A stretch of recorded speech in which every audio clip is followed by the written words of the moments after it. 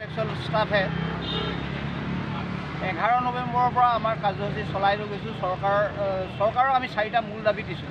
সেই দাবীকেইটা হৈছে আমাক 60 ইয়াৰ্ছলৈকে জব ছিকিউৰিটি দিব লাগে। 2 নম্বৰ কথা হৈছে কি আমাৰ চেলাৰীটো খুবেই কম, আমাক মিনিমাম 30,000 চেলাৰী কৰিব লাগে।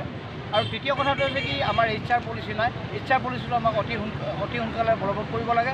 চতুৰ্থ কথাটো হৈছে কি আমাৰ ইয়েৰলি 10% ইনক্ৰিমেণ্ট হয়, সেই ইনক্ৰিমেণ্টটো জুলাই মাহৰ পৰা আৰম্ভ হয়, কিন্তু বৰ্তমানলৈকে আজি তাৰিখলৈকে আমাৰ সেই ইনক্ৰিমেণ্টটো হোৱা নাই।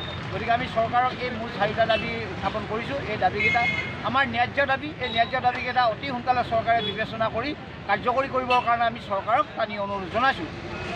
আপোনালোকে নিশ্চয় জানে যে আমি পঞ্চায়ত বিভাগৰ সকলোবিলাক কাম আমি কৰোঁ, আমাৰ কৰ্মচাৰীসকলে কৰে।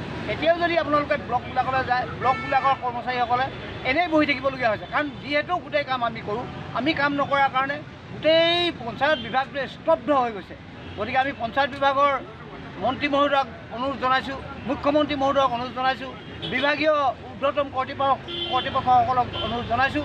আমাৰ যি ন্যায্য 4টা দাবী আছে, এই ন্যায্য দাবীকেইটা অতি সোনকালে পূৰণ কৰি আমাক পুনৰ কাম কৰি যাবলৈ সুবিধা প্ৰদান কৰে যেন। এতিয়া আমি 11 তাৰিখৰ পৰা ব্লক পৰ্যায়ত বহিলোঁ, আজি 18 আৰু 19 আমি জিলা পৰ্যায়ত বহিম।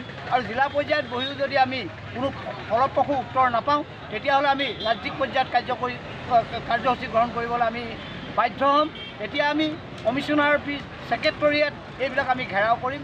গতিকে আমি মাননীয় মন্ত্ৰী মহোদয়ক, মাননীয় মুখ্যমন্ত্ৰী মহোদয়ক, মাননীয় ঊৰ্ধ্বতম কৰ্তৃপক্ষসকলক অজোৰে দাবী জনাইছোঁ।